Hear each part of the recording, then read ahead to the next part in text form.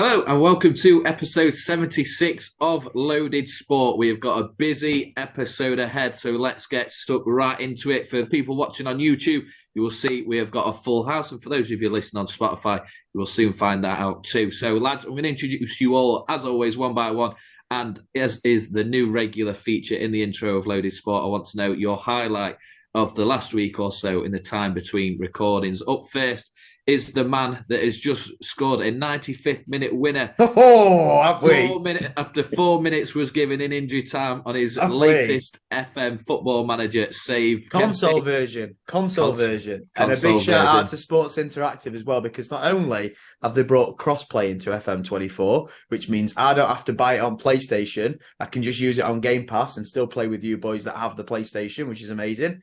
And secondly, you can carry on your save from FM23 into 24, which is exactly what I'm doing right now. And I'm huge news. Absolutely. So, yeah, Mr. Dawson, Mr. White, and also, of course, the sexy, the sensual man with the mic. How are we doing, chaps?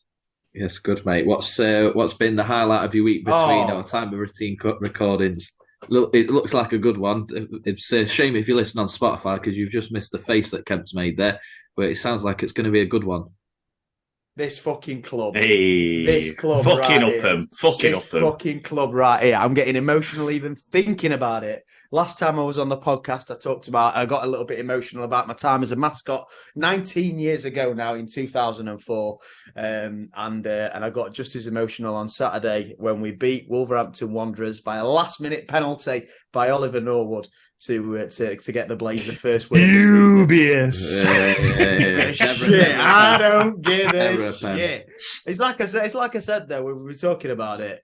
We've had enough go against us this year. So right. the fact that we've had one for us, it's about right. But listen, I'm not complaining about the penalty. He stuck it away, boys. Let me tell you, he fucking stuck it away. Meant it. It's meant that, hasn't he? It's meant that. Cameron Archer's goal as well. Can we just say what a finish that was? So yeah, absolutely delighted. Aggy and Stuart McCall was ringing him round Bramall Lane. Brought more than one tear to me. I put it that way. But the magic of football, Dawson. I had a fantastic time. Absolutely. And next up, Sam, how are you, mate? And how's your week been? Yeah, good, mate. Good. The highlight of your week, sorry, should I say? Highlight of my week. Well, I'll spin straight off the back of Kemp, the magic of football. Mine's just last night playing five-a-side. Highlight of my week. Night and day performance from last time I played five-a-side. Fitness were low. Don't get me wrong, nowhere near where it should be. I'm not going to say it is, but night and day compared to what that first time, Kemp will say, first time back indoors, it was fucking brutal. I could barely breathe after about 10 minutes. I thought, I've got another 50 minutes of this. I'm in trouble. And yeah, it was night and day difference. I've finished the game. I feel fine. There's normally I've got a bit of a calf pull or something's fucking lingering about. I feel absolutely fine. Touch wood. So I'm probably going to go and fucking walk out into Millet Road or something after this and get hit by a car. But yeah, highlight of my week for sure has been five-a-side. Thoroughly enjoyed it last night. Absolutely, and there seems to be a theme of the magic of football going on, and there's a reason why I've saved the last one till the end and the highlight of the week, because I'm assuming, maybe not so much now what Kemp's gone with his, but I'm assuming this is the biggest highlight of the week, and I'm glad to say that it should, unless there's something he's not told us, follow the theme of the magic of football. So, Aggy, first of all, how are you, mate, and what's been the highlight of your time between recordings? I'm good, thank you, mate. Yeah, like you pretty much predicted, mine's going to stick along the theme of football. And of course, it is the events that took place on Sunday. And as I've mentioned many a times, I am not bothered about an FA Cup run. Let's just get out of this fucking division. And I was stood there before the game started and I turned to you and I remember saying to you, fuck it all, let's just have a cup run. And I felt it and I was excited for it. And you just get that sort of atmosphere, don't you? At this level, you won't understand, Kemp. You're a Premier League level. You join at the third round and it's just... No. What I don't understand, Aggy, right, from you, is that you are so ardent and your opinions of things sometimes. You're so steadfast. And then one thing, the smallest little thing will happen.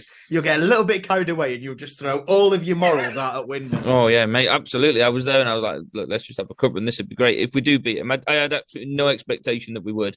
But then also part of me felt, what if we did? And then obviously Skin called me and says, I can feel a cup set, I can smell a cup set. So, it was one hell of a game. I thought we played very well. We were probably the better side of the two. Definitely. Took our chance and, of course, walked away with the win and got a nice little home game against Leyton Orient in the next round. But, yeah, it's just one of them things, isn't it? You just sit there, you soak up the atmosphere. Kemp, like you said, with the Blades, you just enjoy it and... your mind just gets lost in it. And obviously, I've got now a new watch that tells me about my heart rate. And this was fucking great on Sunday. This brilliant. At half time, I had a look at the watch, and my watch was just going like that as normal, like little things that just big spike up at any point. And I turned around to and said, "I wonder what minute we scored in." It just went absolutely mad as soon as we scored. Aggy's elevated heart rate of 68. Can't cope with much more than that, though. It's on his last legs at 70. Bloody can't. One question I've got for you, Aggy, yes, before you carry on and you summarise your best time of the week from recording. You mentioned before you don't want a cup run, don't want a cup run. I want to get out of this division as soon as possible. We've said it before about Chesterfield, is that they've thrown the fucking kitchen sink and all the fucking utensils at getting out of the National League, right? They've signed players that could probably play comfortably in League One, and they're paying them sort of wages, right? You definitely got the biggest wage bill in the league, most definitely. Absolutely, yeah.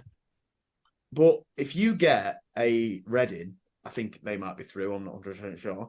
And if Derby... Leighton Orient is who they've got in second round. Oh, is that who they've got? Oh, it's already Orient, yeah. But what are Orient in League One, are they? Yeah, they lost 2-1 to Portsmouth with 10 men. Yeah.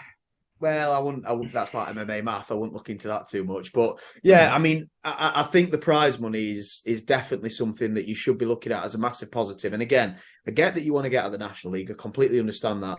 But if you don't, this FA Cup prize money could potentially be the difference between you staying afloat and you going under.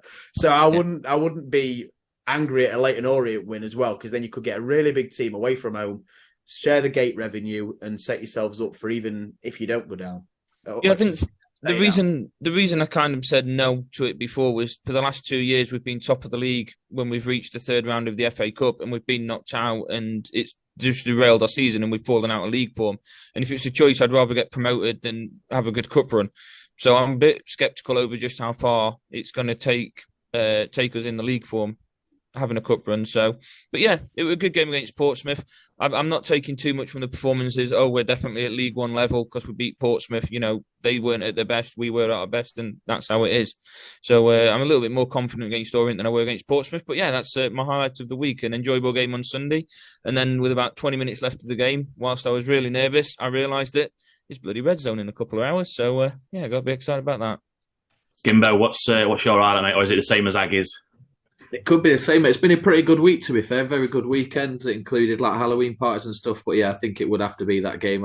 As Aggy had mentioned, I was walking down to the ground, gave him a quick call to see where he was, and I was like, mate, I can smell a cup set in the air down here, you know. And it did. And obviously the big occasion of it being on the telly, people like Ian Wright, Sam Matterface walked past me, I shit it, telling him that, you know, didn't think he were quite Clive Tilsley. Apparently Lee Dixon walked straight past me as well, but he had a hat on, so I missed him there. But yeah, I've got a question on the back of that. You carry on, but I've got a question on the back of that. But yeah, no, that was it. Just the occasion of being on the telly, just in reference to the money, it would have been about 90k into the club, about 50k for being on the telly, and about, I think, 41k for getting through. So yeah, it's a really good occasion. Hot crowd, as we like to say. But Kemp, what's your question, mate, before we close that? My question is, who out of you and Sam shit it more? I knew it would come in.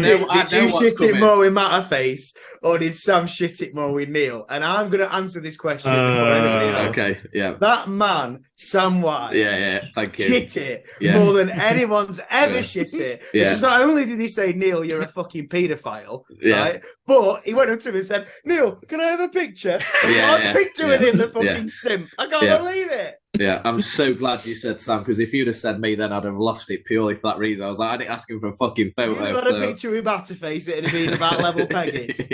That's fair. Now, lads, stories though, innit? Stories, got to do it for the stories. No, for the stories. Not Neil. Got to. Not Neil. If you'd have took a picture with Mussolini and said stories, I'd have been like, yeah, fair enough. But Neil is fucking crossing the line, mate. You know what? You know what? I did feel a bit sorry for him. He was stunning. He was on his own. Good. He was on his own. There were a fucking big crowd of Packers fans. He fucking deserves it. No one would give him a second glance, and I thought, "Oh, come on, let's go in." And I had a chat with him. It was a nice chat, to be fair. It was trying to pretend he was like, he felt sorry for him. I did him a favour. He asked for a picture. He asked to get a picture took with me. To be fair, he wanted a picture with Sam, didn't he? Neil uploaded it to social media. Look who I'm with. Yeah, Sam just reposted it. will just like to put on record, actually, Sam mentioned something there that he had a nice chat with Matterface. He did seem like a lovely guy. He was speaking to people were asking for pictures, and he was like, yeah, absolutely. Someone was asking if he'd been to Chesterfield before. So as much stick as we've given him over the years for not being Clive Tilsley, I'll give him credit. He seemed like a genuinely really nice guy. So I'll put that out there. I think in isolation, I've said it before, in isolation, I don't think he's bad. I really don't. I don't want to turn it off because he's on it. Do you know what I mean? No, that's true. Ags bloke Motson, I would fucking straight out of there as soon as I heard he were on commentary. And Martin Tyler as well towards end. As soon as I found out he were on commentary, I was trying to. It's not dead. Matterface, yeah. But Matterface, he's not insulting, is he? I think the problem is that he followed Clive, and it's the shoes tough gig for anyone, isn't it? It was impossible to fill. Right, lads, this intro has gone on for way too long, and we've got 4 questions to ask. I've enjoyed it, though. Have you enjoyed it? I've enjoyed it, but lads, I've got one tiny little surprise or acknowledgement or announcement or something before we get stuck in. It's nothing major, but I just want to put it out there, lads, because none of you have mentioned it. So today, Kemp would say, peek behind the curtain, the recording date is November the 9th, 2023. November the 8th, 2022 was the day in which we first uploaded an episode of Loaded Sport. So, lads, yesterday and this week, if I can get this going, is our 1 year anniversary. Happy birthday to Loaded Sport. Happy birthday, Loaded Sport. Happy Brilliant. birthday, Loaded Sport. So, Aggy, blow that out for us, mate. Real, mate. Well done, Aggy. Good nice. Well done, Aggy. Well done, Great work. Right. Lads, we're a year in, episode 76. We've got 4 questions, and the wheel has spat out Mr. Thomas Kemp to kick off proceedings. So, mate, let's go. Straight in. Well, so I obviously was not present during last week's episode and recording of Loaded Sport, which I apologise for. But one thing that has been happening over the media, and I've noticed it more personally this last season so far, due to the fact that obviously Sheffield United have been promoted to the Premier League, one of the favourites to get relegated, nowhere near top 6 echelons or whatever. And I've noticed that even more so than usual, in the age of social media where people say things for clicks and reactions and live streams and influencers, the disrespect towards every single team that isn't a top 6 team is absolutely fucking poisonous, right? And that's my opinion. That's my real bugbear. And I'll go into a little bit more detail as to that, obviously, when I do ask the question. But my question this week, because that's my bugbear, is what in sports media annoys you and pisses you off the most? So it could be a TV channel. It could be a presenter like Neil. It could be people's opinions on things. It could be the disrespect shown towards smaller teams, as it is mine. And I'll go into some more detail about that, obviously, at the end after I've asked you all the question. But that's my question. So, in your opinion, what pisses you the most off about sports media? And first of all, I will go with the man who looks very emotional about this topic, Aggy. Look emotional about all of it, don't I? Yes, my answer to this is the 3 p.m. blackout, which of course prevents any games that are kicked off on a Saturday from 3 o'clock from being streamed on any sort of Sky, BT, ITV, anything like that. This only comes into effect when 50% of the teams that are participating in the top 2 divisions of English football are kicking off at 3 o'clock on Saturday. And it's a rule that dated back to the 1960s, I think it was, when originally the idea was to prevent all these games kicking off at 3 o'clock and being shown on TV, because people would rather watch those than go to the actual games themselves. Now, and not just that, but there are only 3 channels back then, so you would struggle to get them all on the telly. Well, yeah, you've got to take that into account. But yeah, taking into account, obviously, you know, Kemp, you're Sheffield United. Sam, you're Derby. I'm Chesterfield. Skin, you're everyone. So when we think about the games that we're going to cover or watch, when we're going to watch the game, He did it again. He did it again. Simply because. Let it breathe. Let the joke breathe. Like a fine bottle of wine, uncorking it. Aggy, you've been unreal at stand-up comedian, man. Honestly. Sam, we need to get canned laughter ready to go. Mate, I was absolutely fine until I saw Kemp punch in the air and everything. I thought, no, I can't do it. So, when you're going to watch games, I mean, regardless of who's on telly, Kemp, you've already said yourself, you'd go and watch Sheffield United. Sam, you'd watch Derby, and I'd go and watch Chesterfield. So I think we're in an era now where people are going to watch the games live because they prefer to watch them live than watching them on TV. And like Kemp, you've already touched on the fact that the Premier League is pretty much orientated around 6 teams every single year. You're going to see, if they're facing, teams towards the bottom side of the Premier League, it's not going to be as entertaining. So more people are going to be tempted to go out and watch these games at ground. So lifting the 3 p.m. blackout, I don't think would have as much of a negative effect on attendances at games as it once did. So for me, I think that could be lifted. Yeah, and I think that is it's a fair comment, most definitely for fans, especially those fans that aren't exactly local to the team that they support, whether they're Glory Hunters or whether they've moved away. Obviously, it would help them if they were to watch those games on TV. Couple of sort of follow-up questions I've got for you, again, trying to play devil's advocate more than anything, is first of all, do you not think that may affect attendances at grounds? Because it is going to be a damn sight cheaper to watch it at home on a subscription model, for example, than to actually go and support your club. So let's take a club like Chesterfield, for example. And the reason I'm taking Chesterfield is because obviously you're a Chesterfield fan. Mm-hmm. But if, let's say, the Pro Act or SMH Stadium or whatever, they usually get, what would you say, 4,000, 3,000 or 4,000? No, about 7 or 8 at minute. About 7 or 8, right? Okay, so if you got a streaming service, right, for Chesterfield fans who didn't live in Chesterfield, and they could just watch the game for, let's say, a £5 a month. There is, to be fair, it's the National League has its own streaming service now, doesn't it? But again, it is to the 3 p.m. blackout. Oh, well, there you go then. So that makes no difference then. Fucking pointless, isn't it? Does it? No, it's streamed. You can't stream the games at 3 o'clock. You can. All right, well, let's not go down that rabbit hole, but let's assume that doesn't exist, right?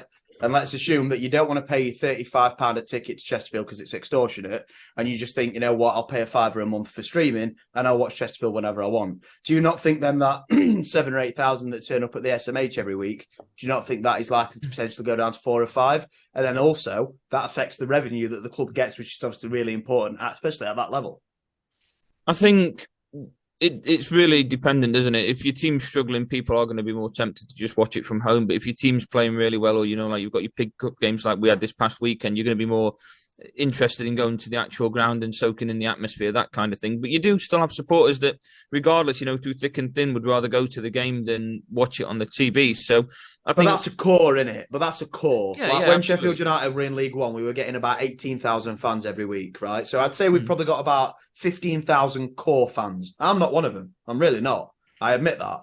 But then when we're in the Premier League, we're selling out pretty much every week. So if we were, you've got that core, you have got that hardcore. But again, if you're not doing well and you're shit and you're at bottom of the league and you're struggling, like it were when you were in League Two and you got relegated, how many of those fans are going to come out and put money into the club when you desperately need it, rather than just sitting there watching it at home and putting your feet up? No, I think you're absolutely right. And I think, if anything, it'd probably impact the away figures more than it impact the home figures, because people would feel more obliged, like they don't have to go out to the grounds or get up at 5 o'clock for a trip around the country just to be able to watch a game of football.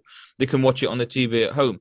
I think it might increase home figures. It might stop that sort of, away home team support of violence that you might see in and about. But I think I think it would if obviously the away teams aren't going. You can't see that because you can't replace that with a subscription service, can you? They're going for one thing. They're going to fight. I suppose they're not going to. They're not going. They're not going. Oh, just 'cause it's cheaper. They're going to go for a scrap, aren't they? So I don't think that would change. Okay, that's fair then. I'll accept that one. But yeah, in general, I think you're right. You're going to get some negative reaction, but how many of those people are not going to go, even if your team's performing badly, regardless of the 3 p.m. blackout? I mean, like you said, we were in League Two, we were struggling, we were going down, and our numbers were taking a hit, and we didn't have the streaming service back then.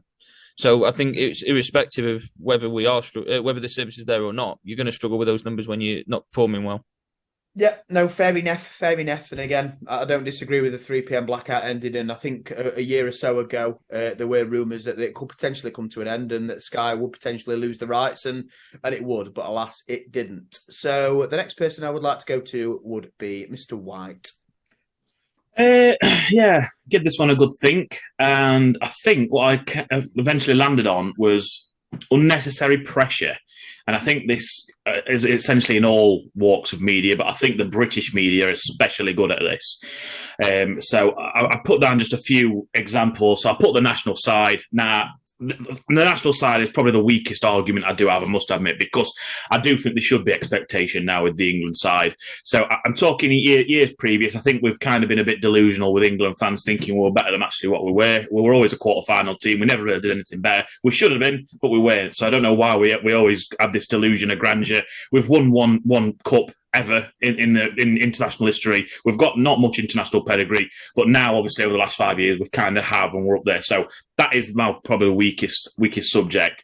But young players, I think, more than anything, for me, with unnecessary pressure. You're looking at Jude Bellingham right now, and we've already had conversations about a Ballon d'Or being thrown around, and he's 20 years old. Like we're heaping the world on his shoulders. We're expecting England to perform well at the next Euros because of him. So we're putting all this pressure on him. Now you imagine, just let's play example for a minute. You imagine if Bellingham went and did something at Beckham, went and did something a bit stupid at next Euros and kicked out and got sent off. Just imagine the backlash that lad will probably end up getting and shit like that. And I can see it happening. I can see it happening. I can't see it happening with him personally, with his personality, because he seems like a very level-headed guy. But just pressure. And then, like I say, it does seem to be in all walks of life. So I was looking at the NFL. You've now got CJ Stroud, for example, the QB for the Houston Texans. Rookie is burst onto the scene, unbelievable. Last week he put out 400 plus passing yards. And then all of a sudden I'm seeing these stats saying, 400 plus yards. These legends have never had these in a single game, and they're like throwing out Johnny and I's, Cam Newton, Andrew Luck, and they're throwing all it. And it's a fair stat, I suppose. But like again, you're building these guys up, and you're just thinking, just calm down a bit. Let them breathe a bit, and let them ease themselves into it. It's his rookie year. And on the flip side of that coin, I'm going to put Jordan Love in there as well, because Jordan Love, I think the Packers fans more than anything have been very, very spoiled since about 1993. We've had 2 Hall of Fame quarterbacks back-to-back in Brett Favre and Aaron Rodgers, obviously. Now we've got a guy coming in, he's sat for 3 years, he's come in, and he's just not quite hit the ground running. Well, first couple of games, they look really good, actually, but then he's kind of plateaued out, and he's had a few iffy performances. And probably say 60 to 70% at Packers Nation at the minute are absolutely hammering him. They're saying he's missing throws, he's not reading, he's not making his. And you look what he's having to deal with at the minute, and it's fucking shocking. What he's having to deal with is we've got a very poor offensive line, we've got no receiving experience whatsoever. Play calling has been shocking, discipline, penalties. He'll make a great play, and then that won't even be shown in highlight reel because we're at holding and we're going back 10 yards and just shit like that. But I'm going off track really about Jordan Love. But just pressure in general, I just think like coach firing in Premier League football, for example. Like a brand new coach will start, he'll probably lose first 5 games, and then all of a sudden he's in the hot seat and getting ready to get fired. Like where is a bit of loyalty to the man and just giving him a bit of time? I mean, you imagine Fergie. Imagine if Fergie were coming into the league at however old when he took over United in his 40s or whatever he was, and he got off to the start he did with United right now. Do you seriously think in 3 years' time he'd still have a job? Because I don't. No, it's a different world, isn't it? Obviously, in that respect, and I think media has contributed towards that, and I think something that contributes towards that even more than traditional media is social media. I think the 100%. I think the amount of fans that put pressure on players, and then these maybe NFL's Instagram page or the Packers Instagram page or somebody or the Texans Instagram page for Stroud will see the fans putting pressure on him, and they'll think, oh, that's what the fans want us to do. They want us to put pressure on him, so they'll kind of buy into that a little bit. And for the most part, Sam, I completely agree. Like we've talked about this before, right? About Erik ten Hag last season, who delivered a top 3 finish, a trophy and a final, and then they've not got off to a great start this season, admittedly. And then everybody's saying that he needs to be sacked. I'm sitting there thinking, are you joking? Are you having a laugh? Like you've been wanting somebody to bring discipline to Manchester United for years. Erik ten Hag brings in discipline. Now you want to get rid of him for it. Yeah. It's crazy to me. Yeah. And I completely agree with you on that side of things. One thing that I can't quite agree with you on, and to be fair, you did say it was your weakest example. I thought this would come in. Was England between, I'd say, 96 and 2008. We definitely should have won something, I think. And then England between 2018 and now. we definitely should have won something. So I do get what you're saying. I think in between those two periods, I think we were shit. Ricky Lambert up top just gives you everything you need to know. But yeah, I think in those two periods of time, the media weren't obviously ideal, especially with the Beckham situation and Wally with the brolly and all that sort of stuff. But again, at the same time, the media's point is to, kind of do that. That's their job, right? To put pressure on people, to call things out, to make people aware of things. And I do think in a couple of instances there with England, I can't 100% agree with you. But in terms of your general point, Sam, I couldn't agree more. I think it's outrageous, the amount of pressure that's put on quite young shoulders these days, to be honest, for the most part. So, yeah, really good points made. Mr. Dawson. Yeah, right. Yeah. So the thing that upsets me, annoys me, whatever emotion that you want to pin to this question, is the notion that you have to have been involved in the game to be a pundit or someone that analyses it or whatever you want to call it within the media world. So whether that's a pundit on your Monday Night Football or Saturday Night Football or any other night of football, on Gillette Soccer Saturday, there's been a lot of talk and arguments and negative comments about the changing of the guard when it comes to who now covers games on Gillette Soccer Saturday. Also, as well, TalkSport, the amount of pundits that we see on there that we think they're absolutely shocking and they're only there because they played the game. And I just think that just because you've played it doesn't necessarily mean that you're going to be good at talking about it or your opinions are going to be of sound and solid sort of relevance. And when we see that, again, Gillette Soccer Saturday, again, maybe it's the Sam Matterface and the Clive Tilsley thing. Maybe they get a bit of a rough shot at it because we're comparing them to who was there before and who was there for many years. People like Gabby Agbonlahor is just fucking shocking on TalkSport. I feel like he's there for the clickbait and for that social media interaction because he says things that you think you're chatting just absolute fucking shit. And look, there are very, very, very, very good, phenomenal pundits out there that have played the game in which that they now analyse and talk about. But I just feel like we're missing out on so many good opinions out there of people that, sell their own podcast, for example, because that's their outlet, that's their way of getting their sort of opinions out to the world. But are you telling me, and again, I'm just using us as an example, but are you telling me that we get 2 hours on TalkSport every midnight evening or something, that we're not going to give out better content and opinions and conversation that a Gabby Agbonlahor is? I don't know. I don't believe so. I back myself and those over that any day. So that's what I meant. Yeah, we would do that. Sorry, is what I meant. So yeah, and again, there will be other people out there that have podcasts, other people that produce social media content. Obviously, TikTok's growing when it comes to people creating their own platforms, and you are starting to see that bit of a crossover. You see the Saturday morning social stuff that Sky Sports do. You're starting to see people that have had more of an online presence starting to get featured in that TalkSport as well that I just mentioned. They're sort of getting sort of 1, 2, 3 people that have built their name and career through social media now starting, and some of them haven't got the best opinions, to be quite honest with you, but it is good to see. But just this, but on the flip side of that, you then see people saying, well, why are they talking about it? They've never played the game. So that side of it as well. So, but it's like, to me, it shouldn't matter whether you play the game. It shouldn't matter whether you've not played the game either. You make sense when you're talking about it and you create good content and good conversation, or you don't.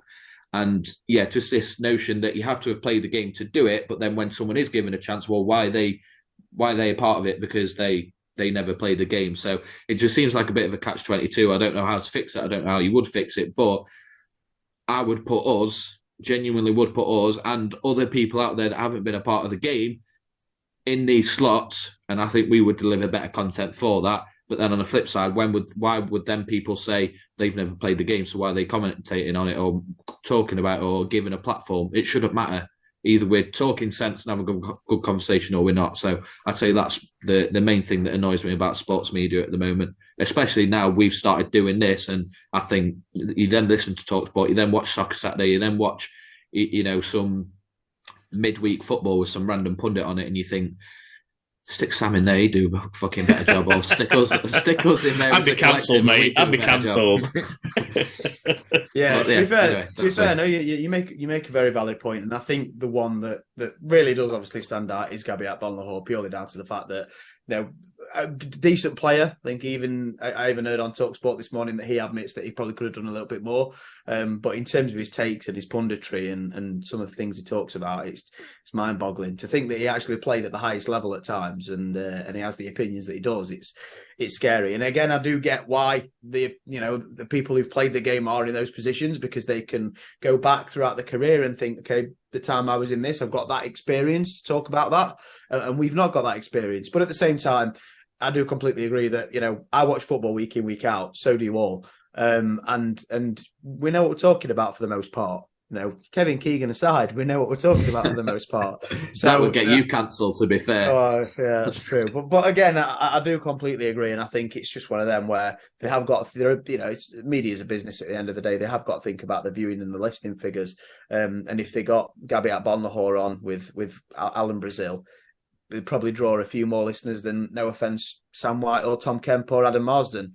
But again, over time, they don't know. Yeah, over time, yeah, But like Sam's just said, nobody's got any patience or loyalty anymore, and it kind of links in between the two, doesn't it? So everybody wants everything now in this day and age. But again, a very good point that you make, and I think a lot of people out there could have some really good opportunities and make the most of them. For me, I touched on it at the very start of the conversation. I don't want to spend too much time on it. But one example I do want to give is prior to the Chesterfield and Portsmouth match that obviously you boys mentioned the other day. I was driving to golf. And it was before the Chesterfield and Portsmouth match was taking place. I think it was the day before. And I heard the people on TalkSport, I can't remember exactly what it was, Max Rushton and Charlie Baker, I think it might have been, or Barry Glendenning, talking about Will Grigg. And the fact that obviously he was playing in the game, and Euro 2018 or whatever it was, he was a big star. And the song Will Grigg's on Fire and all that. And I think Barry Glendenning said something like, "Oh, Will Grigg's playing in the game, but I'm not quite sure who he's playing for. I think it's Chesterfield." And I think Max Rushton said something, and I've got plenty of time for Max Rushton, but I think he said something like, "Oh, it doesn't really matter, does it?" And that sort of attitude towards lower league teams and towards smaller teams, any team that's not top six, Newcastle, Spurs, Arsenal, City, United, Chelsea, or whatever, they don't give a shit. Not one pundit, not one person in the media gives an absolute toss about the rest of the 88, 86 teams in the league. They just, and the National League as well, apart from Wrexham, because Ryan Reynolds. So I think I 100% get why the media attention is on these teams, because they are the biggest teams and everybody knows about them. But in the same breath, on the Sunday morning, I was listening to that and I was hearing them say, Sheffield United, they got really lucky. It shouldn't have been a penalty, blah, blah, blah. They couldn't even name the person who scored the penalty. They couldn't even be asked to type Sheffield United versus Wolves and just see that it was Ollie Norwood that scored the penalty. They don't give two shits, because it's all about top six. It's all about the mates who fucking obviously operate at top six clubs and people they used to play with that might coach there. And it's just all a load of shit. And the disrespect that every other team outside the top six gets on a weekly basis, Sheffield United, Luton, all these teams that, yes, they are struggling, but there's a reason for that. Because you're not giving them the attention. They're not getting all the money. They're not getting all the prizes. We're fucking battling every single week to get 3 points. And they just don't give a shit. So that's my biggest gripe with the media itself, is that they are very, very disrespectful towards smaller teams. And the attitude that, it doesn't matter who Will Grigg pays for. How unprofessional are you? This is an FA Cup tie between two historic clubs, and you don't even care who they play for. I take the piss out of Chesterfield with Aggy, and I do. And, we enjoy that and we have banter. But for God's sake, do your fucking job. Rant over. Well, a great man once said you've got to fucking die to get 3 points. So, he fucking did. He did. Historic question. Historic Chesterfield. Is that Aggy talking or Kemp? No, but I think somebody like Chesterfield, I think they hold just as much weight in the game as somebody like Wrexham. Yeah, in terms of their historical significance, right? For sure, definitely. The only difference is that fucking Ryan Reynolds is the owner of Wrexham and not Chesterfield. Yeah, people would not give one shit about Wrexham if it wasn't for that. Not one shit. And even a bigger example, right? You got me going again. Is the FA Cup when we played them last season? Nobody were talking about us. We're fucking top of Championship. Nobody gave a shit. It's crazy. But anyway, I'm not going to go down that rabbit hole again. So, how do you fix it? Because I think some of the things that you said there kind of fell into what I was talking about. You know, you talk about the unprofessionalism and people like Max Rushton, who's got a presenting background on Soccer AM and a lot of radio and things like that. But how do you fix that? Because surely if you're talking about sport, you should have respect, you should have knowledge of things that are going on in the sporting world, not just what's happening in the top six or just happening in the Premier League. You know, these things matter to a wider audience. So, you know, is there a way to fix that, or are we too far gone and that's just fucking shut up and deal with it? It's not just that example. It's like, I don't know if you know any, Boovy, who's this Man City influencer person that does like stuff with Rory Jennings and stuff. But they were talking about Sheffield United and he's saying, oh, yeah, they're gone. Don't even talk about them. Arsenal beating Sheffield United, yeah, it's a free hit. Don't give a shit. No, turning the nose up. And I just think this attitude needs to change. And how do we change that? I think we as a football community, as fans, including fans of top six clubs who turn their nose up, they need to be saying, well, no, actually, let's get this right. Sheffield is the place where the modern game football was invented, right? So let's have a little bit of respect for a club from Sheffield. Yeah, for a club from Sheffield, right? Let's have a bit of respect for somebody like Chesterfield, that's fallen on quite hard times in the last few seasons. Let's start having a bit more respect for these clubs because, they've got really, really loyal fan bases. Like I say, the historic clubs, Chatsworth Cup winners, Chesterfield, massive. And let's just look as a football community. I was so mad that you used that. Let's just as a football community, in all seriousness, not turn our nose up just because they're not top six clubs or trending on social media. I think everybody who supports top six clubs and everybody across the country just needs to do a little bit better. That's word indeed. Next up, question 2 of the evening. The man with the mic, Mr. Aggy Marsden. Right. Mine came from, I think, a conversation we were actually having on a group chat at one point. And I just thought this would be a good question to have, and you kind of flew with it. So, Skin, I'll come to you first for it. Is the best food at a sports event? So that's the arena, what food you had, what event you were watching there. Yeah, okay. So I think personally, if it wasn't for the answer that I've got, I might be going for a hot dog down at Chesterfield because I don't think the standards. I don't know if any of you follow the page. I think it's called Footy Scrans on Twitter/X, which shows these amazing looking dishes that people are getting at football games. Yet I've seemed to have avoided every football ground that these things are served at because it seems like it's just pretty terrible, the food standards over here when it comes to stadiums, arenas. Kemp, we went to Wembley recently as early as August. Sam, I've been with you before. And you get there and you have a chicken strips and chips at Wembley, the home of football, the biggest stadium in the UK, and it's fucking shocking. Sorry, mate, for saying the home of football, the home stadium. Sheffield FC is the home of football. Yeah, sorry, there's your disrespecting sports media right there. Fucking top six fan. Fan of all 6 of them as well. Also, biggest fan, or the biggest part that I was a fan of from your answer there. You said Big Six, named clubs name. You didn't name Liverpool, so I'll take that. Happy days. But anyway, yeah, you go to Wembley, big stadium. You think at least some semi decent catering. You would have thought, and it's about £12.50 for some chicken strips and chips. And you'd have thought that you'd got them from fucking out the bin because they're dry and they're shocking. But anyway. That's why I don't think the food. That's why I nearly went for a hot dog at the SMH Stadium because that's about as good as it gets. So anyway, my answer. I'm going to take you back to December of 2019, just before COVID hit and the world as we know it changed. I managed to live a very, I won't say lifelong, but a very long dream of mine to head over to Boston to watch some sports. And as part of that trip, I went to TD Garden, the home of the Boston Celtics, which is where I got this nice little refillable cup. And I had, as mentioned, that I've had at Wembley before, some chicken strips and chips. A pretty basic meal, but fucking hell, that's night and day compared to what you get over here. Proper chicken strips, things that you'd be very happy to get. Not chicken strips, mate, chicken tenders. Chicken tenders. Yeah, sorry, chicken tenders. Really good fries. And yeah, I got a large Coke with it and paid a little bit extra for a refillable cup that I could bring back home. I'm still using nearly 4 years later, but yeah, again, chicken tenders and strips might not sound like the most exciting of meals, but tell you what, lads, it was like a fucking gourmet meal compared to the options that we get over here. So there's my answer for you, Aggy. Yeah, very good answer. I'm going to go next because I feel like you guys are all going to have better answers than me, and I just clicked on that when you mentioned Wembley then, because my answer is actually the food from Wembley when I went to watch AEW. It's Aggy's standards for you. Guys, yeah, that's my standards. I mean, I've never been to a sports event outside of the country. I think other than football. You've been to a football game in Prague or something. I've never eaten. I didn't eat there. Oh, okay. I didn't eat in the stadium. So I'm liquid diet for 48 hours. Yeah. So I'm going with the food that I had at Wembley, and I had a burger and I had some nachos as well, which was something that I'd never actually had before, nachos. And for some stupid reason, I thought the right time to try them would be when they're overpriced at Wembley.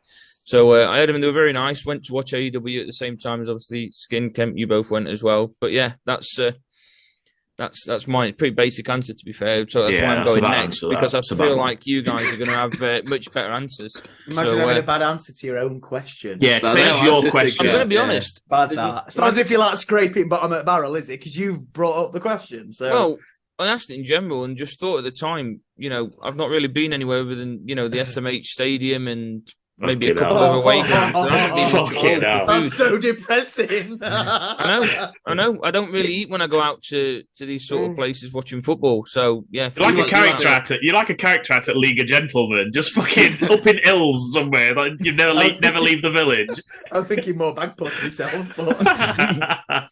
Aggy, you had a lovely cheeseburger at SMH Group Stadium on Sunday. I don't know what you're talking about, mate. It was cold because I had to stand away from it with you, waiting for you to have a picture with Ian Wright, and you changed your mind at the last minute. I didn't change my mind. You did. It was there were a big queue, and you're like, "Oh, I'm going to go in a minute for about 45 minutes," and then you change your mind. Yeah, well, that's not my fault, mate. We were stood in the queue for ages, so you had plenty of time to eat while we were waiting. Kemp, he mentioned nachos at Wembley there. If I remember rightly, you actually bought 2 portions of nachos when we went to Wembley because you thought I said I wanted one and I didn't. So you ended up with 2. So what's your thoughts having had that dish at fucking shit. They were fucking wank. And popcorn were even worse. It was like eating cardboard. Fucking hell. Oh, so that's enough of my answer. Kemp, we'll come to you next then for yours. You tell me yours. It's a bit of a cheating one for a couple of reasons. First one is that I know where it is and I know who I was watching, but I can't remember who they were playing against. So you're going to have to mark me down for that one. It was a few years ago. I think I'd just met Mr. Ben Dawson. It was 2015 time-ish. And I went to watch Manchester United. And I went in the hospitality bit to watch Manchester United. So, prawn sandwiches at Manchester United obviously can't be bad. I'm fuming. Sorry. I've just remembered what my answer should have been. But surely the honourable mention at the end. Carry on, sorry. Oh, Wembley when you went to watch Wickham, I reckon. There you go. Yeah. But yeah, I went to prawn sandwiches, went to watch Manchester United. I believe it was a European fixture, but I can't remember who it was against. It was a fucking drab game. It was Man United in 2015, so you can imagine how drab it must have been. I think it might have been under Van Gaal, maybe at that time, but I can't remember 100%. But the meal was absolutely unbelievable. As you can expect, hospitality at Manchester United, absolutely spot on. I think we had a nice steak and they got some lovely red wine and it was all fucking unlimited. You could have however much you wanted. And it was absolutely fucking spot on. And the funniest thing is that the reason that I got to go hospitality at Manchester United is because we went into a casino in Sheffield where we entered a prize draw. And my friend, who's a Leeds fan, but just for bants, because Leeds were in Championship at that time, said, I'm not going to win, so I've just put me down as Man United. And we won. So that's why we went to Man United and went in the hospitality. And it was very, very nice. So I must admit, always very good when you go to hospitality. Went prawn sandwiches this last weekend at Sheffield United and had a lovely chicken Wellington meal, which was a bit different, but still very nice. And you can't complain when you do go in the prawn sandwiches. So for me, it was Manchester United. Can't remember who they play against. It was about 8 years ago, so it was some time ago. But you have got me thinking, Aggy, on the back of what you just said there. I actually don't think I've ever been to a sporting event outside the UK, and I'd never thought about that before up until now. So thanks for that. That's on the bucket list. Things to do. Very welcome. Sam, welcome to you then for yours. So, paint the picture. We're going back here to Wednesday, the 10th of March, 2010, 2 days after my birthday. I think I had booked the week off work. So this is back when I was at my celebrity days. So I was I wasn't a celebrity. It wasn't, yeah. I wasn't an actual celebrity. I worked at a company called Celebrity who made furniture for old Celebrity people. days, that's right, good. I break delayed boss at that. made furnitures, recliners for old people. So couldn't be further from the word celebrity, but there you go. Shout out to Celebrity on Loaded Sport. Derby travelled to Reading at the Majewski Stadium. Tina, our good friend Tina, had managed to get some tickets for the hospitality suite at the Majewski. As I say, it was a Wednesday night. It was fucking freezing. It was like well below minus. As I say, we'd all got the time off work. So four of us. I can't. Dave Vardy, I think his name is. I don't even know the other two people who went with really. And we ended up getting a B&B, stayed down there for the night. And the game is more important than the meal itself. It was a 3-course meal, obviously, in the box. I have not got a fucking clue what this meal was. I've only picked this just so I could tell this story. But the meal itself, like Dawson rightfully said, football ground meals tend to be really shit. So I'm thinking, I'm going for a 3-course meal. It's got to have been best, surely. And it comes with a decent backstory as well. So, yeah, Derby County away at Reading. At the Majewski. I'll just read you the headline. I've just been quickly Googling the match now. Just the headline, the first sentence of the game. I'll tell you, spoiler alert, we lost 4-1. So you straight away, you know you're up against it. The headline reads, Reading hammer Derby in an eventful match which saw Rams captain Robbie Savage play in goal after substitute Soldini was sent off. Yeah. So we started the game with Stephen Bywater, the biggest nutcase goalkeeper in the entire fucking world. He got took off after 13 minutes through injury. Soldini replaced him. Soldini is like Derby's Massimo Taibi. He's known for being the biggest fucking calamity we've ever had. And we've had some calamities. He come on 13 minutes. By 40 minutes, he'd got him sent straight red, sent off. So next minute, you're seeing Robbie Savage put his goalkeeper shirt on, and they always hang about 4 sizes too big for him, don't they? He's got gloves on, way too big for him. And you're just thinking, fuck me, we're in for a night here. Then you know what? We lost 4-1. Robbie Savage didn't play too bad, you know. I'll give him his dues. And I always remember one thing. There was a free kick Reading had on the edge of their box, and they pinged it, and I swear to God, it was the closest to the top bins I've ever seen a free kick, and he fucking clawed out this unbelievable save. And I'll always remember that. I just thought, Robbie Savage, what a fucking idiot, but what a guy as well. So yeah, so that has to go down as my all-time memorable, I'll put it as memorable meal at a football ground. And then later that night, we ended up in Reading, Wednesday night in March. Obviously went around, everywhere was shut, but luckily it were a student night at one of the bars, at the Purple Turtle it were called, and we ended up staying there till about 4 a.m, and we got absolutely trashed. Drove back home the next day after staying in that this weird B&B. And I just remember Tina doing his famous Tina and hanging his head out of the car window on fucking.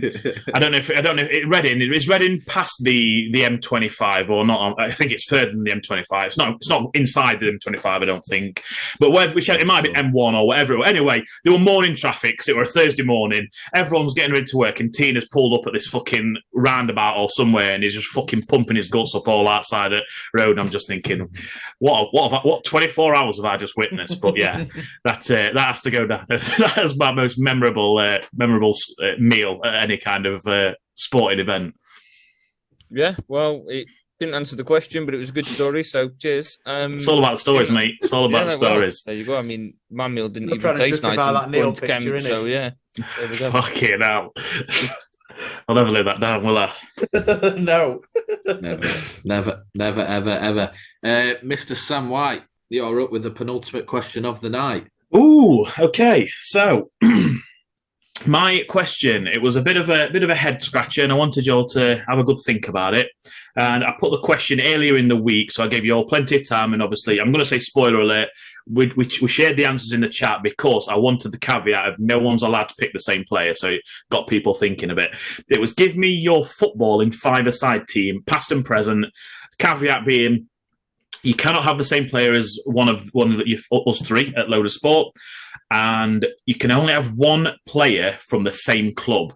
That caveat, I must admit, caused me a little bit of issues to start with, so I had to have a good think. I'm just going to jump straight in. So I just add a bit of context to that just before you do. Yes. Please confirm to me that the rule was that they can't have played for the same club ever. Ever, correct.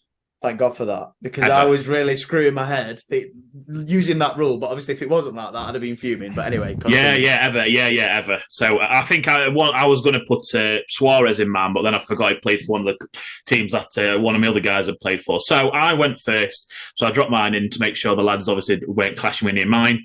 So I went Edison in goal. I was just thinking pure five-a-side rules. He's going to be unbelievable with his feet. He's probably not going to have to do a lot with his hands with the team in front of him. So yeah, just a ball-playing goalkeeper. Don't really care how his ability is. I just wanted someone with his feet. Centre back, I'm just going one centre back. We're in formation as well, so I'm going big Rio Ferdinand. Again, one of the first sort of modern ball playing centre backs with speed and ability. So he'll slot right in there next to Edison at the back. And then my midfield two is going with Xavi and Bellingham. Now, sports media hyping on pressure again. I'm chucking Bellingham in with all these legends, so I'm just as guilty as everyone else, really. Xavi and Bellingham, I think, in the middle of the park are just, you've got Xavi, pure technical brilliance. Bellingham, box to box, engine not going to stop. So I think them two will be a bit of a lethal combo. And then up front, out of all the strikers, I'd already named the four prior to that, so it kind of limited my options. Obviously, I've got City, United, Barcelona, Real Madrid. In what? West Ham. West Ham as well. In amongst all that, so I kind of limited my striking options at this point. This is why I said I was going to have Suarez, because he was just an unbelievable dribbler with the ball. It just scruffy dribbler, Dawson always said. He never looked good dribbling, but he never seemed to lose ball. It were always bouncing off defenders, and he just managed to get past players. But obviously, I couldn't because Xavi, who both play for Barca. So I ended up with Harry Kane. And I thought probably one of the best we've ever seen, really, ball-playing strikers, bringing people into play. Again, you could have kind of put Rooney in with that category of, a ball-playing striker, but I've got Rio, of course. I've got Rio in there. So yeah, Harry Kane up front. I don't know why I've got a funny look from Kemp there saying about Rooney, but I do know why. Full fucking well why. I do know Let's why. not be starting with that. Do know why. So that will be my five-a-side. Can your boys beat it? I'll start with you, Skin. Okay, so I had to change this team about 5 times because I was forgetting that players that had played for a team for one season, and that clash had a fucking nightmare. But we got there in the end. I'm starting with Manuel Neuer in the net, the man that started the transition of the, as you said there, Sam, ball-playing goalkeepers, the sweeper keeper. So yeah, brilliant, great shot stopper, but will be very, very adept at starting off plays on the five-a-side pitch. At the back, this was one that I had to change quite a few times because of that clash with other clubs, and I settled on John Terry, just a fucking bruiser, kind of the middle linebacker role, sideline to sideline, just following that back line, because I've only gone with one defender myself as well. And one centre mid, Paul Scholes, because, well, what more do you need to say? Just dictating play, sitting in front of John Terry as that extra shield, and can obviously absolutely ping him from long range as well if needed. And then I've gone with 2 strikers, lads. I've gone for Gabriel Batistuta, because one of my favourite players, just an absolute beast, strong, fast, could finish like a motherfucker as well. Exactly what you want in that short, tight spaces. And then one of, if not my favourite player of all time, R9, the original Ronaldo, just at his peak, speed, finishing. I'm not sure how he'd get on. You can't shoot inside the box, so he'd probably have to, he'll not be able to round the keeper about 50 million times during the tournament as he does now. But yeah, what a 5 that is. 2 up top, fuck it, all out attack. So yeah, that's my 5. Why not? I've got to say, I think I'm fancying my 5 at minute against them. I'm just thinking R9 at a 5-a-side is not going to be able to use that legendary pace that he had in his early career. So I think Rio might have him in his back pocket, to be honest. But Kempy, let's go with you, mate. Who you got? I want to start this off by saying I was the last person. You was, to be fair. I'll give you that one. I'll give you that one. So I'm just going to say that just as a caveat. And I know I could have got it in there quicker, but I was driving to the shop when you dropped the question in, Sam. You answered it straight away. Dawson came in straight after, and I came in straight after that. So by the time I got to the co-op, you'd all answered. So I thought, it's fair. I might as well take my time. So I took another 4 days to decide. So you mentioned there's a couple of questions. R9, for example, yes, quick, yes, rounded keepers, but like you said there, Rio might pocket him a little bit too physical for him, maybe on that small pitch. So I've gone down the lines of, for the vast majority of my players, they are physical specimens. Like it. Really dominate that five-a-side pitch. So in goal, I have gone for Petr Cech. Petr Cech, a towering goalkeeper. Jose Mourinho once said that Petr Cech easily got Chelsea 15 points a season on his own.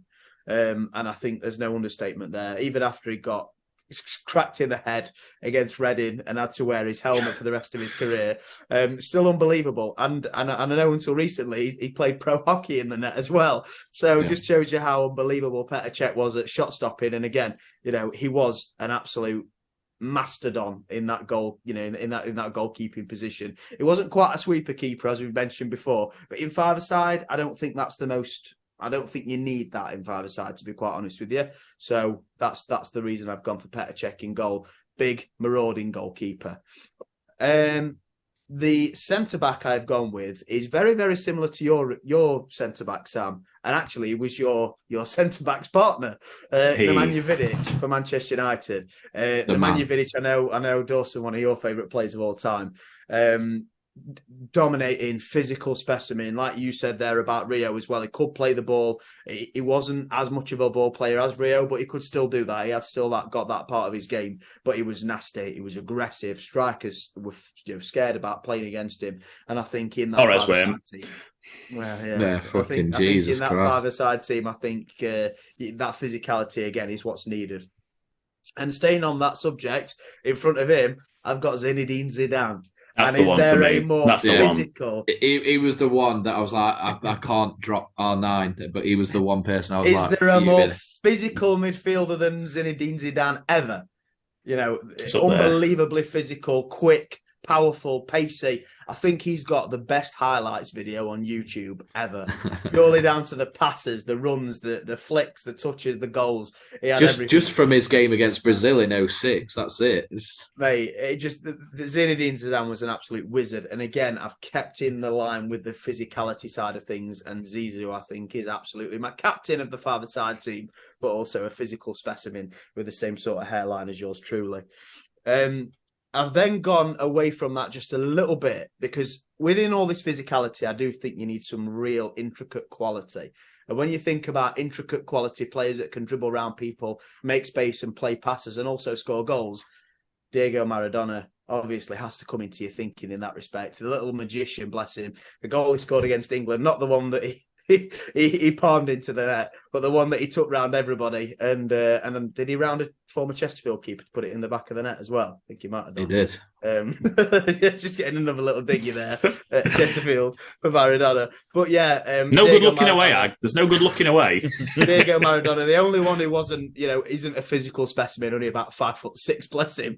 But he's got real quality and he can set goals up for my striker, possibly the most physical robot and specimen of strikers that's ever existed. The one, the only Erling Haaland, who is no doubt, in my opinion, the best striker in the world at the moment. And when all is said and done, maybe one of the greatest strikers of all time. Again, physical, at least 6'5" is he. He's a fucking weapon. He's quick. He can finish from anywhere. I'm pretty confident about my five-a-side team, lads, to say that I assembled mine after everybody else. Not bad, mate. Zidane, I think I may have possibly dropped the ball on Zidane. I think I backed Bellingham over Zidane, obviously with the Madrid link. I could have fit Zidane in there, but I purely just went for a box-to-box type player. So, yeah, I think Zidane is probably the one more than anyone I could have probably done with bagging myself. Aggy, finish for you, mate. What you got? Mate, I've just realised from listening to all your guys' teams at the moment that there's quite a few players that have actually been missed off, such as the likes of Messi, Ronaldo, players that at the minute people think are the greatest players of all time, and they're not in any of our lineup. Spoiler alert, they're not in mine either. I'm going to start with goalkeeper. The only goalkeeper to have won the World Cup Golden Ball, which he won in 2002. I'm going to go with Oliver Kahn as my goalkeeper. 204 clean sheets in just over 550 games in the Bundesliga. I feel like he's a very good shot stopper. And looking at some of the sides that you guys have got already, I'm going to need a good shot stopper. Forget about the ball playing goalkeeper. I need somebody that's going to be able to be quite agile and obviously keeping clean sheets. At the back, there was only one guy for me that I was going to go for it, and that is Paolo Maldini, a one-club man, an absolute icon in Italian football.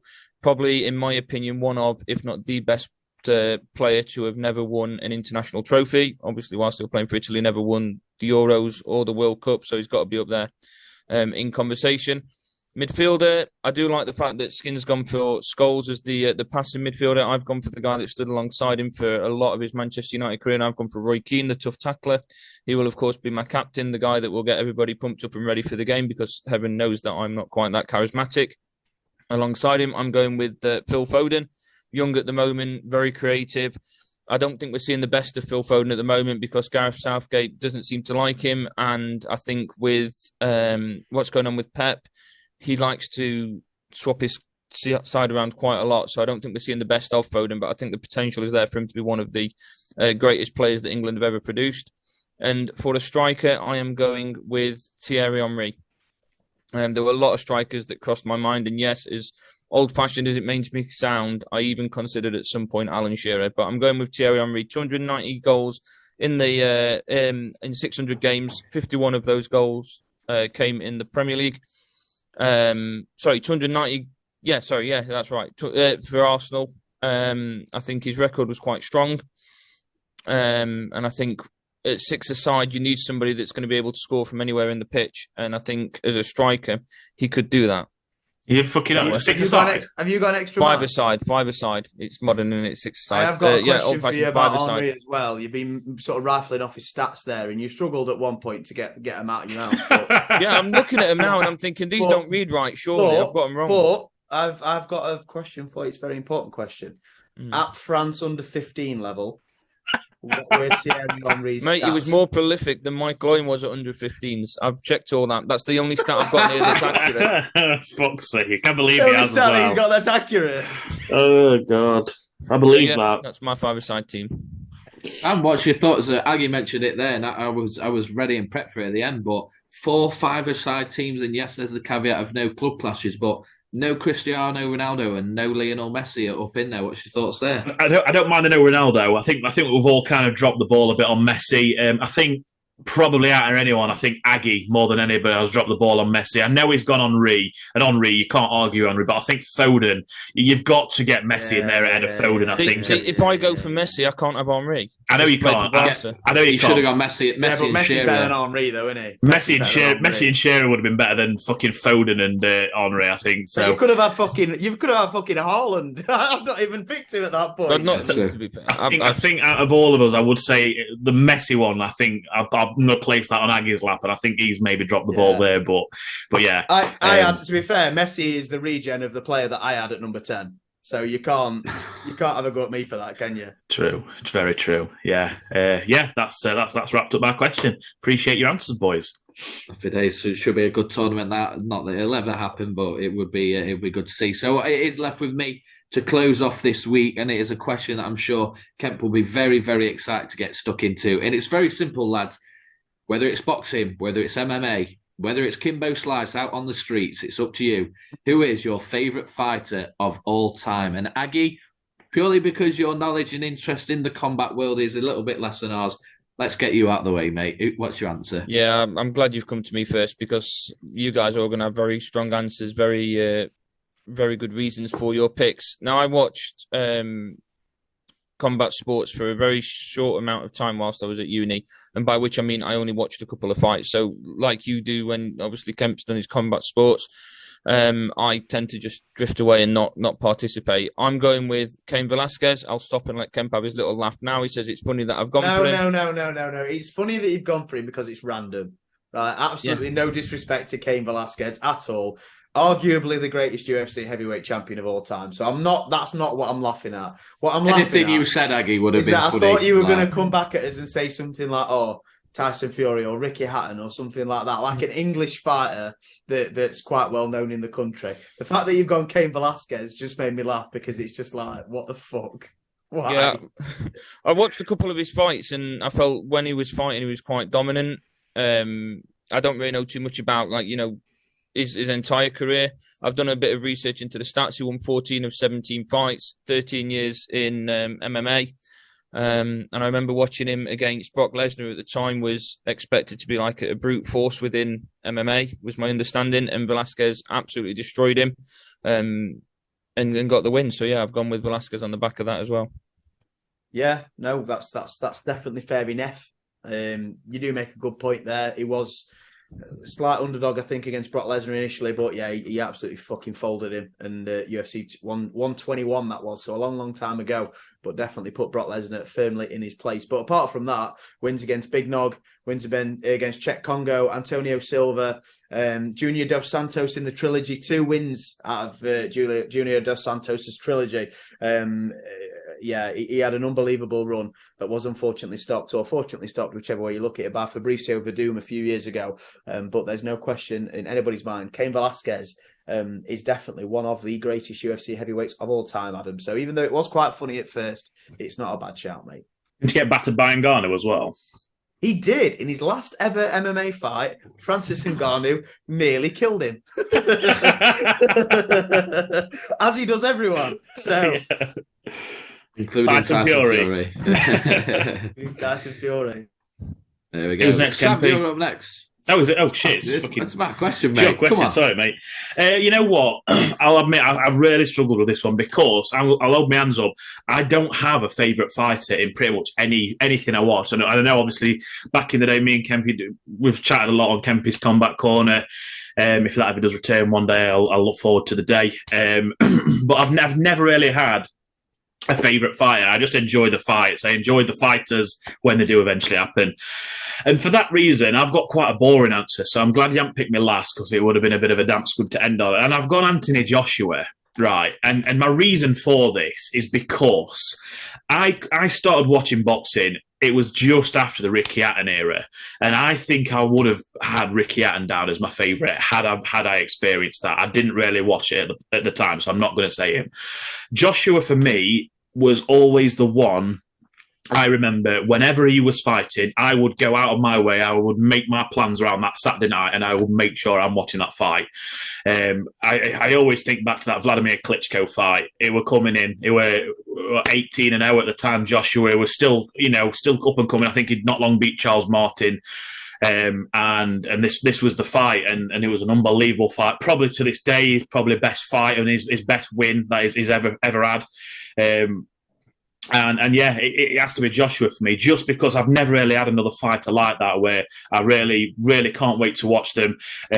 Joshua back in his early record, where you're looking at between his 16 wins and his probably 22 wins-ish, he just let his hands go, and he was an absolute monster. And it wasn't robotic, and it was relaxed in the ring. He looked confident, and I think that's the Joshua that we all kind of miss. He's obviously got older. He's took a few shots. He's been knocked out. He's been stopped, and he is obviously feeling that, and I think it's in his head. He's just scared for that to ever happen again. So it's affected him mentally. I think it's probably going to affect him forever going forward. I don't think he'll ever be that same boxer that he was back then, which is a massive shame, because I thought it were brilliant to watch in them earlier days. So Anthony Joshua for me, but yeah, it's more from the fact that I've not really got a favourite than him being my absolute favourite. So yeah, it's not the best answer I've got, but that would probably be my answer. I think, to be fair, I think there will be a lot of people, especially of this generation, that would probably be the same. You know, for a long time, he was that new face of British boxing, sort of bringing back in that heavyweight scene of the 90s that was so popular. Yeah. And he was the face of that. So I think despite you feeling like you didn't really have many options to go to, I still think it's a very, very valid answer. But Mr. Tom Kemp, mate, I know this is one that you've probably had the readers on all week and chopped and changed your answer and looked at different people and thought back on good memories over the years of your many, many, many hours watching combat sports. But who have you settled on as your favourite fighter of all time? So the way I've gone with this is who gave me the biggest big fight feeling. So there's a feeling in when you're watching combat sports, and it's a feeling you don't get in any other sport that you watch, in my opinion, ever. If I sit down to watch a big Sheffield United game or a big New York Giants game or whatever it might be, I don't get this feeling at all. I don't get the feeling of consequences. I don't get the feeling of this is the biggest thing that's happening in the world and I'm watching it right now. That excitement, I feel so fucking sick with excitement and nerves about what's going to happen. And I don't get that in any other sport apart from mixed martial arts or sometimes boxing. Sam mentioned there the Klitschko AJ fight. Dawson, I watched that with you. I don't know if you remember. And I said to you, as literally Michael Buffer was making the ring announcements or whatever, I said, I've got that big fight feeling, and I felt so fucking sick and excited. It's unbelievable.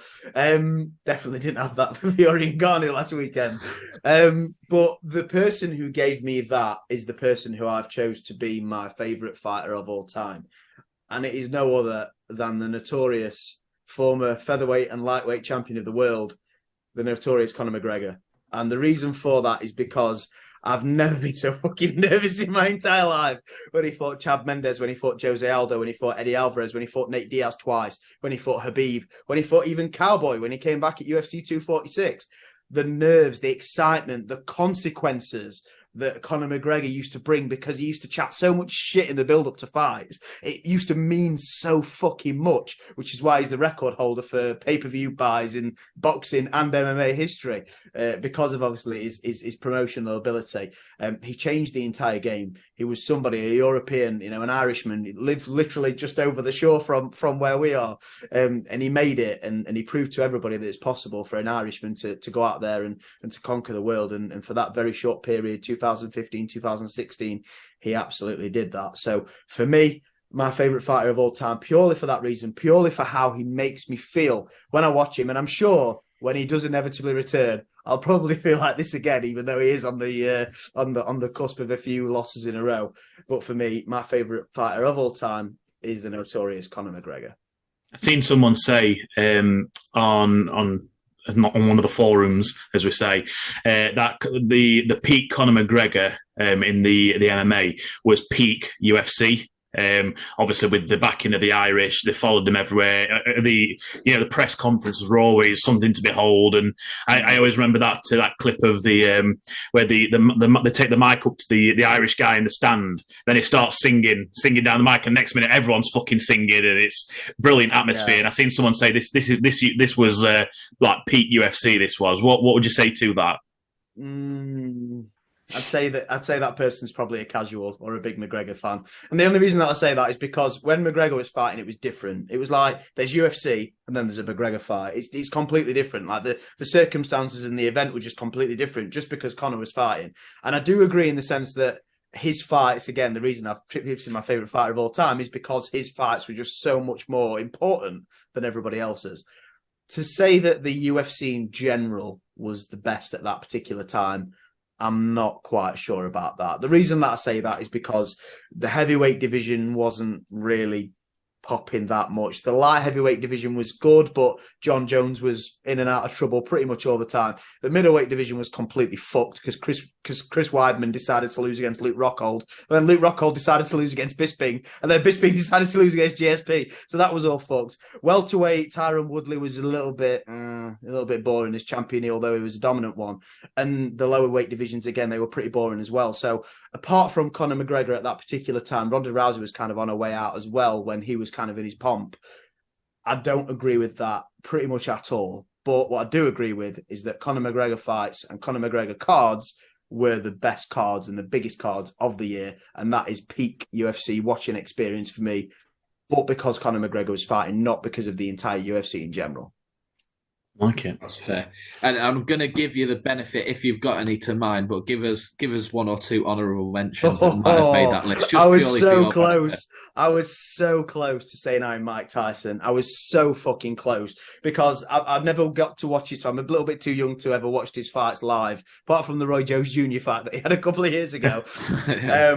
But Jesus Christ, like if you just watch his highlights from his first brutal fight, just like the fucking fear that he would instill into his opponents. This guy, this fucking Customato found him on the street as a fucking 13-year-old kid and turned him into an absolute killer.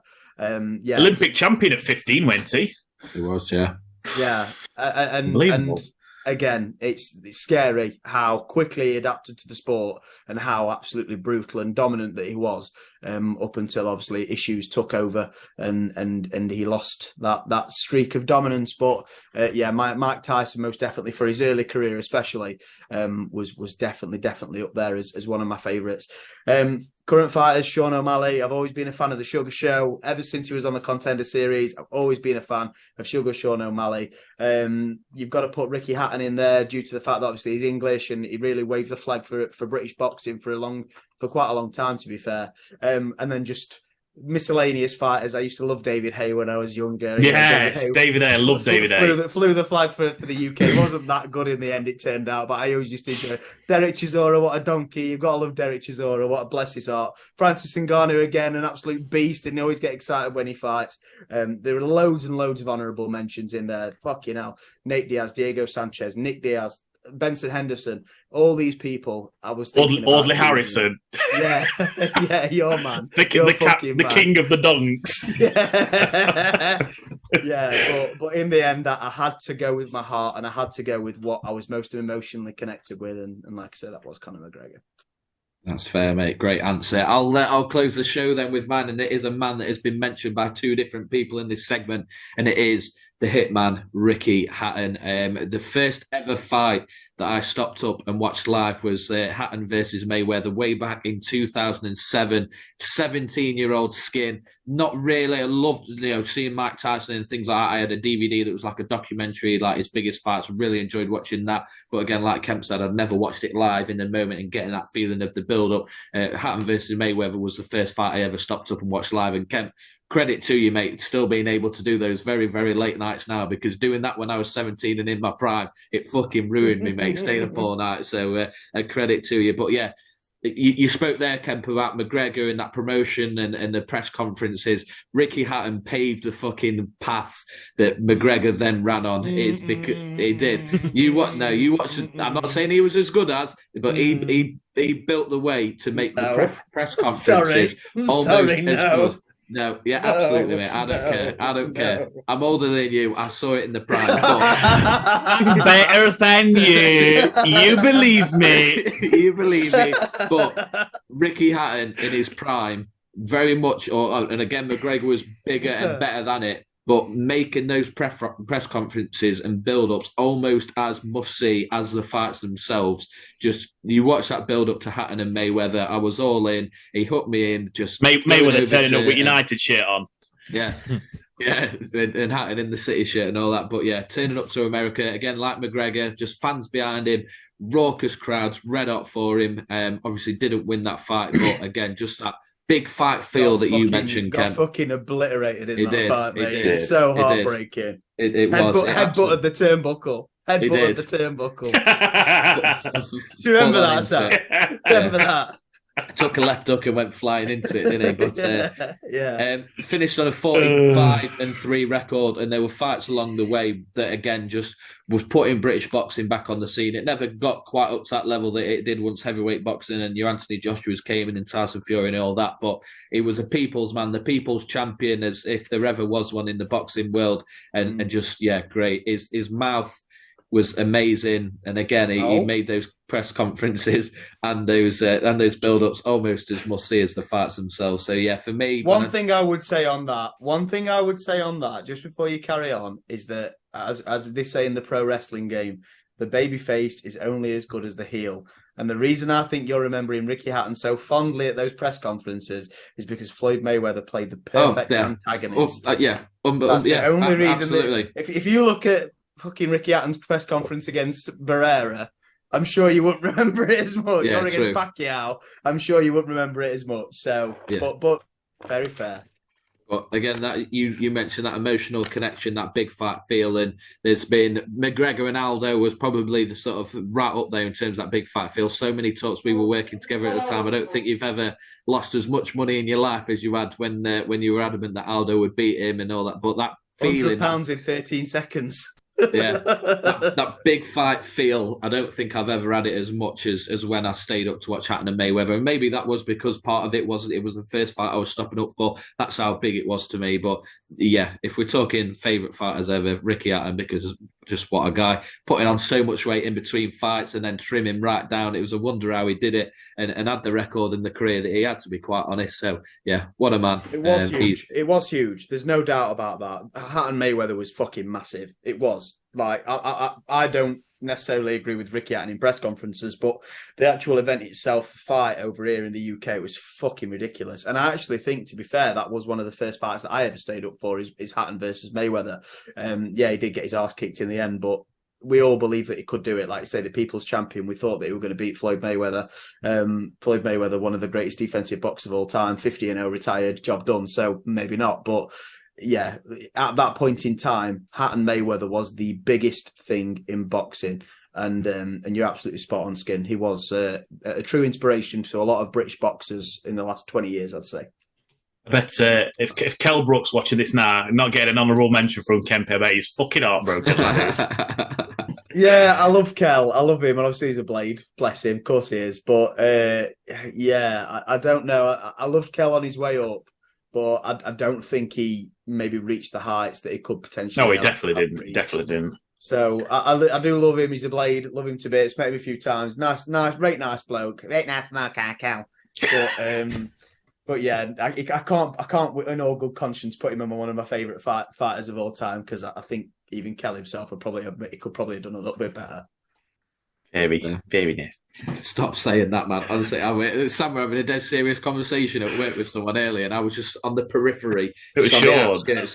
Yeah, and Sam went, fair enough. And literally, they're having a serious conversation. I'm stood there with the biggest grin. You've got to stop. Because you just said it. Didn't even think like that's just how he says fair enough now. It's so fucking funny, man. But so what you're saying is, it's all Ag's fault. Yeah.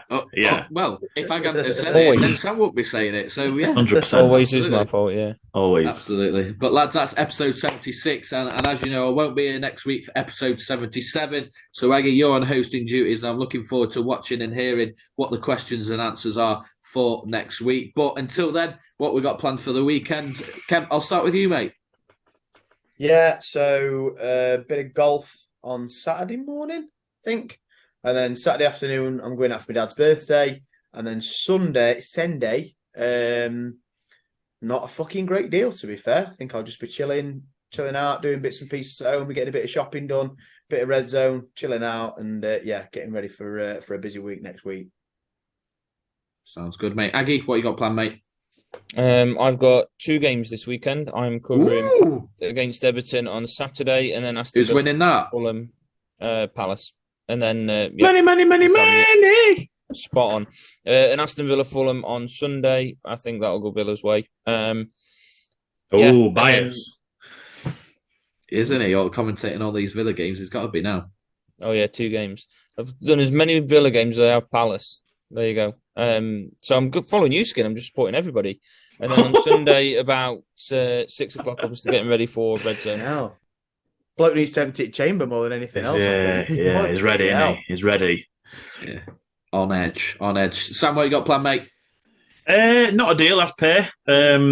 Recently bought Spider-Man 2 for PlayStation 5, so a lot of playing that, I'd imagine, this weekend. Do a bit of swimming, I think, on Saturday morning, I think. I'm just about to go downstairs now, actually, and check on the health of my beloved, because we're a game day decision on whether we're going swimming straight after here. So I'm going to find out, and if we are, we'll be going swimming. If she's feeling shit, we're not. And I imagine we'll be going Saturday instead if we're not going tonight. I've just looked, and I can see Derby are actually at home against Barnsley on Saturday, so might be tempted to go. I don't think I've got anything on Saturday around that time, so I could potentially have a quick drive down to Pride Park, and I don't think it'll be a sellout, so should be able to grab a ticket if I do fancy it. We'll see. I'll keep my options open. What about you, Skinny? Not a lot, mate. Friday night I'm out for my sister's birthday, just a few drinks, nothing crazy, and then the weekend next to nothing, obviously away next week, so go and see Cosmin Saturday morning, get my hair cut, looking fresh and trim, and just see if there's anything that I need. You can't keep saying Cosmin when he's not there, mate. You've got to let him go. Well, he's there. Oh, is he? I thought he'd moved. Yeah. I thought no. What fucking hell? He's gone. He's fucking gone. He's not come back. He's selling it. He's great. No, he's there. I'll send you a picture on Saturday morning. Okay. With him. Okay. But, and then just steady ones. I don't know. Chesterfield are playing Barnet on Saturday, 3:00, top of the table clash. So maybe time dependent on once we've got sorted in town that I might see if I can get a last minute ticket. But I'm not committing until I know for sure if I'm going to be free or not. You need to find out if they'll approve you for that mortgage for price of it first, mate. You can't. Yeah, that's it. I'm actually got a meeting Saturday morning for a guarantor and a loan for the ticket, right, so I'm covered. But Kemp, before we go, mate, one last question. It's not from me; it's a question for you. But I believe in regards to swimming, you have a question for Sam, don't you? Oh, I do. It's a good question, actually. I'm glad you mentioned that, Sam. You mentioned that you were going to go down and speak to Katie and ask her a question, and obviously see if that she was ready to go swimming. If you could go and ask another question for me as well, please, and come back to me with the answer. So I do quite a bit of swimming. I'd like to do a bit more, but the pool did get flooded due to the floods that were in a couple of weeks ago. So I've not been able to get down. But because I'm bald, as you can see, and I've not got any resistance on my top level, would it be beneficial for me, do you think, to wear a swimming cap while I swim? Well, actually, it's funny. Brilliant. I knew it. Absolutely. Great, Sal. Good night, everybody. Good night.